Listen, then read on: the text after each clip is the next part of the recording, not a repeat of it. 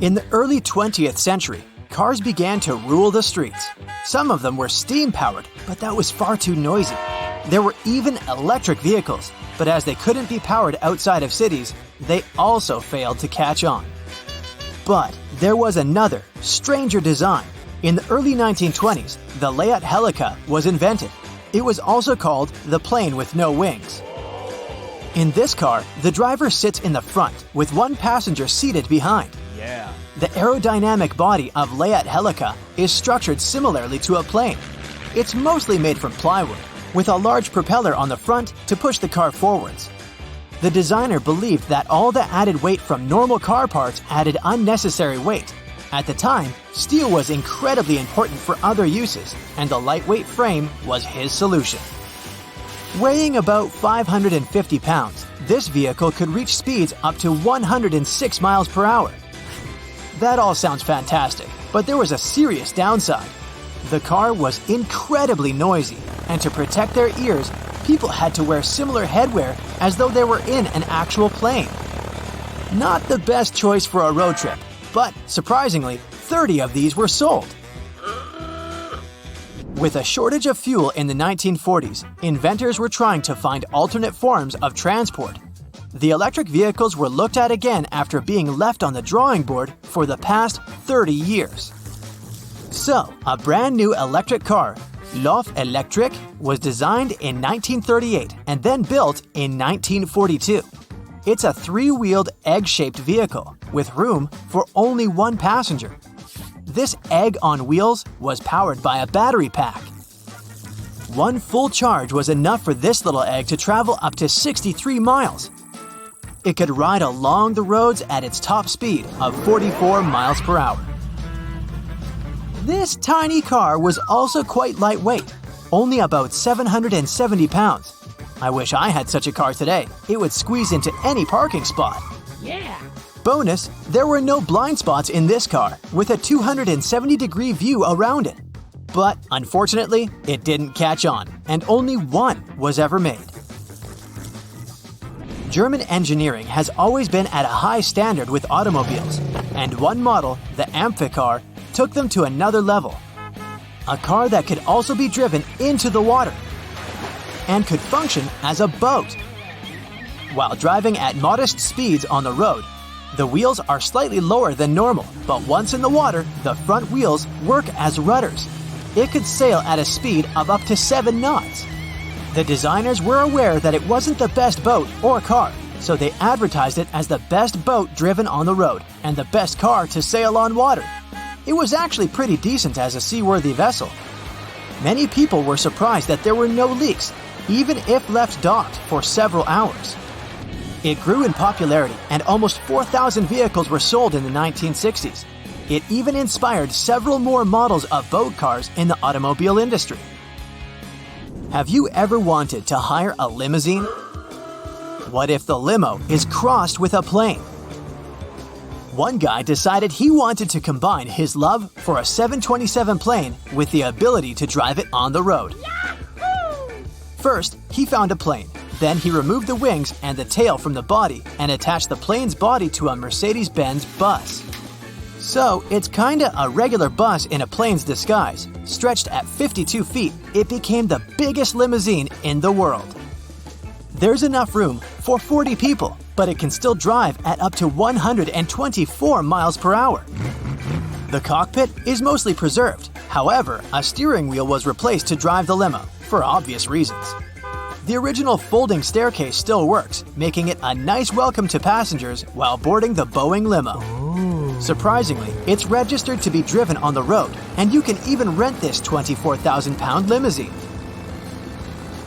At the beginning of the 20th century, car engines became a lot more efficient, and the availability of affordable gas helped automobiles really kick off. Back in 1927, car designers invented something really posh. Meet Bugatti Royale. It was the most luxurious car ever made. At 21 feet long and weighing 7,000 pounds, almost twice the average weight of a sedan built today. However, at the time of its creation, there was a great decline in the economies around the world. Unfortunately, this lavish car wasn't a success. Even the royalty of Europe had no interest in such an extravagant purchase. 25 had been planned to be made, but as interest faded, only 3 were sold. The production line ceased with only 7 built in the end. The engine design was based on a French aircraft engine and is the largest ever built. But following the failure of the Bugatti Royale, the remaining engines were reused for newly built high-speed rail cars for the French railway system. In 1930, an inventor, John Archibald Purves, created something he believed will be the high-speed vehicle of the future. He got his inspiration from designs made by Leonardo da Vinci. John felt that the brilliant man was onto something. He then created the Dynasphere, a mono-wheeled vehicle that ran on electricity. This 10-feet-high singular wheel, made from lattice iron and covered in leather, weighed around 1,000 pounds. The driver's seat and the motor are connected and mounted on wheels. At first, steering was only possible when the driver leaned to either side, but later, a steering wheel was implemented to make it easier. Do you know the feeling when you've been trying to solve one mystery for your entire life? Nope? Well, Detective Anderson does. During almost 30 years of working for the police, he solved many riddles, caught hundreds of robbers, and helped save thousands of lives. There's a huge number of successfully solved cases on his record. At the age of 25, he caught a thief who changed his own face with plastic surgery once a year. When Anderson was 30, prisoners started breaking from jails all over the world. The detective successfully solved this case. At the age of 38, he discovered the secret base of a forbidden order in a volcano's mouth. By his 50s, he managed to explain all the most inexplicable things in the world. But there was something he couldn't solve. These were 2 mysteries from the 50s, cases of missing planes. All these years, Anderson has been scrolling through the details of this puzzle. Unfortunately, he was too young when this story began. All he had were guesses and notes. But today, a sudden thought struck him. For the first time in many years, he felt that he could finally solve this mystery. But to do this, he had to immerse himself in this story again. So he opened the closet and pulled out 2 old magazines with detailed articles about these incidents. The first one happened in the summer of 1955. July 1st, Pan Am Flight 914 was about to depart from New York Airport with 61 people on board. The plane model was a Douglas DC-4. It differed from modern aircraft, having giant propellers instead of turbines. So, all passengers fastened their seatbelts. The plane started taxiing down the runway, sped up, and took off. It went high into the sky and out of sight. Its destination was Florida. The flight time would be 3 hours. Dispatching services were watching the plane on their radar when suddenly, Pan Am 914 disappeared. The operator tried to contact the pilot but received no response. New York reported this to Florida. They said they couldn't see the plane either. Usually, pilots notify via radio if a plane crashes or gets into a storm. But this time, just nothing. After several unsuccessful attempts to establish the connection, they deployed large-scale search operations. Communication with the plane was interrupted when it was flying over the Atlantic Ocean. Therefore, the air company had to admit the aircraft crashed into the water. But this version had no proof. When planes fall that way, rescuers find floating debris. Some parts of the cabin or luggage always get to the surface. This time, rescuers found nothing. The plane didn't transmit any distress signals and didn't leave any traces of the crash. It seemed like it just disappeared into thin air. People forgot about this disaster for 37 years. And then, something bizarre happened. 1992, Venezuela, Caracas Airport. The control tower received a signal about an unknown aircraft approaching them. It was weird because it wasn't supposed to be there. There were no flights scheduled for that time. The plane was landing. The dispatcher and the rest of the airport staff understood that something was wrong here. The plane looked old, with huge propellers instead of turbines. After landing, the pilot contacted the airport. Where are we? The dispatcher asked him to identify himself. A few seconds later, he received an answer. We are Pan Am Flight 914 departed from New York to Florida with a crew of 4 people and 57 passengers on board. The dispatcher didn't know what to do next. He and the airport staff understood what kind of plane they were looking at. What was this plane doing 37 years later, and almost 1,240 miles away from its destination? After a few seconds, the startled dispatcher turned on the microphone and said, It is September 9th, 1992. You know that? A long pause followed. Then, the pilot responded in a panic. Oh no. Jimmy, where are we? No! Stay away! Let's go now! The airport staff saw the pilot waving his hands in horror through the glass. Then, he started the engines and took the plane to the runway. Pan Am 914 increased its speed and took off. The dispatcher tried to stop him, but the pilot didn't respond. The plane disappeared into the sky, and no one else had heard of it since that day. Detective Anderson finished reading the article. He frowned and looked out the window. Raindrops were hitting the glass. The storm outside perfectly depicted what was happening in his mind at that moment. He seemed to know what had happened to that plane. All the clues were there, lying right in front of his eyes. But to know for sure, Anderson had to move on to the next case. It was another article, dated 1989. It happened in 1954. Santiago Airlines Flight 513 took off from West Germany Airport. The plane was due to land in Brazil in 18 hours. There were 88 passengers and 4 crew members on board. The plane hid behind the clouds and disappeared from all radar. Air traffic controllers were trying to contact the pilots, but didn't receive a response. 18 hours later, they called the airport in Brazil. Those dispatchers couldn't confirm this plane's landing and couldn't contact the pilots either. The search operation lasted for several months, but they found nothing. Just like in the Pan Am 914 case, the plane disappeared from radar while flying over the Atlantic Ocean.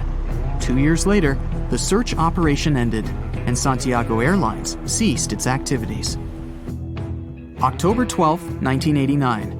Airport controllers in Brazil noticed a passenger plane that suddenly appeared on their radar. It didn't answer the airport staff's questions and just circled over the airbase. After a few minutes, the plane landed and nothing. No one opened the ramp. Passengers didn't get out. Pilots didn't respond. The aircraft was in perfect condition. One of the dispatchers realized that this was the missing Santiago Airlines Flight 513 that had been considered lost for 35 years. The plane had been in the air for a mere 25 seconds when the pilots noticed weird noises and bizarre vibrations. They tried several ways to improve the situation, but nothing worked. The engine surges continued, and just over a minute into the flight, when the plane reached 3,000 feet, both engines failed. First the right one, 2 seconds later the left one. The pilots decided to return to the airport they had just left. At the same time, they tried to restart the engines. Nothing seemed to work. The flight crew made a decision to pitch the plane down and then level it off. Perhaps it could help them gain some speed for the glide. But soon, they realized they wouldn't make it to the airport. Was the plane going to crash? That's when the miracle at Gotrura occurred. The morning before the flight started as usual. Regular pre-flight procedures, good weather. The members of the flight crew were experienced pilots. A 44-year-old Danish captain with over 8,000 flight hours under his belt, and a 34-year-old first officer from Sweden with 3,000 hours. So, what could go wrong? The plane itself was almost brand new. It was a McDonnell Douglas MD-81 nicknamed Dana Viking. It made its first flight on March 16, 1991. By that fateful day, the aircraft had been in service for a mere 9 months. There were 122 passengers and 7 crew members on board. Flight 751 Scandinavian Airlines was a scheduled flight from Stockholm, Sweden to Warsaw, Poland. On the way, the plane was supposed to make a stop in Copenhagen, Denmark. The aircraft took off from Stockholm according to its schedule at 8:47 a.m. local time. But by that point, the people inside had already been doomed, all because of a terrible sequence of events before the departure. It started the night before.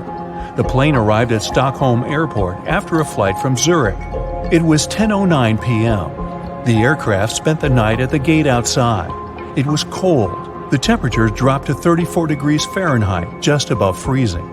What made the situation even worse was that almost 6,000 pounds of freezing cold fuel, chilled during the night, still remained in the tanks located in the wings. The fuel was so cold because the plane had been flying at the cruising altitude, where the air temperature outside the cabin varied from -61 to -80 degrees. The flight from Zurich lasted around 1 hour and 40 minutes. Soon after midnight, a flight technician came to check on the aircraft. The man had to remove some slush from the landing gear, otherwise he wouldn't be able to examine it. At around 2 a.m., when he was leaving, he noticed some ice covering the upper part of the wings. By the morning, the situation had become even dire. A layer of clear, almost invisible ice had formed on the tops of the wings. The plane had to leave the gate at around 8:30 a.m. An hour before the departure, the mechanic responsible for the plane noticed that some ice covered the underside of the wings. He decided to make sure there was no ice on the tops of the wings. He climbed a ladder and put one knee on the wing. Then he bent forward to touch the front part of the wing. There was no ice, just some slush. The mechanic decided to make sure everything was fine with the air inlet of one of the engines. He didn't find anything abnormal. Soon after that, the personnel used more than 220 gallons of de-icing fuel to remove ice from the plane. The mechanic consulted with the captain of the aircraft and ordered the staff to de-ice the underside of the wings as well. After all, he had seen some ice there. But no one thought to double-check if there was clear ice on the tops of the wings. After they had finished the procedure, the mechanic reported to the captain, "We're done here. De-icing finished. There was a lot of snow and ice, but everything's clear now." The captain thanked the mechanic and carried on with the pre-flight procedures. The plane taxied to the runway. Its engine's anti-ice systems were switched on and didn't show any malfunction. But several passengers later claimed they had seen ice sliding off the upper side of the wings while the plane had been taking off. And still, the plane left the ground and headed for Stockholm as usual. But shortly after the takeoff, several pieces of the overlooked ice broke off. At full speed, they slammed into the fans of the engines near the tail on both sides of the plane, ruining the blades. It led to a series of surges, and the rest is history. The Himalayas have some of the highest peaks in the world, including Mount Everest. But it's no surprise airplanes find it difficult to navigate the area. But why are commercial airplanes actually banned from flying there? For starters, these mountains have an average height of more than 20,000 feet. Mount Everest, the highest mountain in the entire world, stands at 29,037 feet high above sea level. The area is rough, filled with snow, and has almost no flat surfaces. In case of sudden cabin depressurization, it would be really difficult to perform an emergency landing, since there's literally no flat area there. More so, the low oxygen environment at such an altitude means there's likely to be a lot of turbulence. Not only is it really unpleasant for passengers, but random air movements and high wind velocity means that it's really difficult to maneuver the airplane. This area is also quite low populated, so there's not much there in terms of radar systems. And radar is crucial for aviation safety. Without radars, pilots would be unable to communicate with the ground to figure out flight conditions. It can also get so cold up there that jet fuel might completely freeze. Sure, the fuels used in airplanes usually freeze at around -50 degrees Fahrenheit, but it may be possible above Everest. The lowest temperature was recorded there back in December 2004, when thermometers showed a staggering -44 degrees Fahrenheit. So, no wonder pilots don't want to ever take that risk, especially on a commercial flight.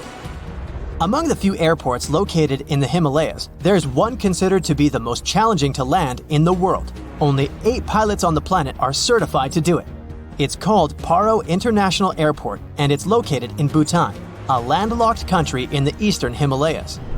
First, landing there is so dangerous because you're literally flying through some of the world's tallest mountain peaks. Not to mention that those 8 pilots also have to consider strong winds. Despite the challenges, they do manage to safely land over 30,000 people each year. Moving further, there's no radar there to guide the pilots, so they need to maneuver the aircraft entirely in manual mode. The pilots need to track their movements based on specific visual landmark checkpoints as they approach the runway. Moreover, flights are only allowed there during daylight hours and under good visibility. These pilots also need to watch out for utility poles and roofs on the hillsides too. It means they often squeeze their planes between mountain peaks at 45-degree angles before dropping quickly onto the runway. No wonder only 2 airlines fly to Paro International Airport. Apart from these commercial pilots, there are specially trained helicopter rescue pilots who spend most of their career at 20,000 feet in the sky. Most of the time, they partner with equally experienced climbers who train by crossing the Khumbu Icefall. It's dubbed the most dangerous square mile on the planet. Made up of ice pillars as tall as a 6-story building, this huge stretch of the glacier on Everest's western side is filled with bottomless ice holes. It takes between 4 to 12 hours to get from one edge of the icefall to the other, depending on the experience of the climber. You may think it's a pretty serene location since you're literally only surrounded by ice and snow, but these local professionals claim otherwise. One Everest veteran said that the noise was actually the worst part of the job. The mountain produces awful squeaking sounds and sometimes even sighs. It often makes people feel like it's talking to them, warning them about the treacherous environment. Mount Everest isn't the only no-fly zone in the world. Surprisingly, Disney parks are also part of this exclusive club. So you won't ever be able to look out of your plane window and see the beauty of fairy tale castles from up above. In recent years, a lot of crowded tourist attractions, including Disney parks, have increased their security measures to make sure their visitors are as safe as possible. As such, no aircraft is allowed to fly within 3,000 feet of Disneyland in California or Walt Disney World in Florida. It was initially a temporary ban, but this rule became permanent back in 2003. Some other places don't have planes flying over them because of their historical importance, like Machu Picchu, located in the Peruvian Andes Mountains. There's also a large number of rare wildlife species and plants that grow exclusively in this area. It's crucial that they're protected as well as possible. What does it have to do with planes not flying over that area? Firstly, it reduces the volume of harmful chemicals in the area. Secondly, if a plane ever needed to perform an emergency landing in this location, it'd cause irreversible damage to buildings and wildlife. Surprisingly, planes can fly over the Greek Parthenon in Athens, but with one condition: not to get closer than 5,000 feet above it. This way, the historical building is kept a bit more protected from any emergency landings, since there are specially designated areas around it. You won't be able to see the Taj Mahal from above either, since it's one of the most important, oldest, and most beautiful pieces of architecture in the world. It also needs added security features. That's it for today. So hey, if you pacified your curiosity, then give the video a like and share it with your friends. Or if you want more, just click on these videos and stay on the bright side.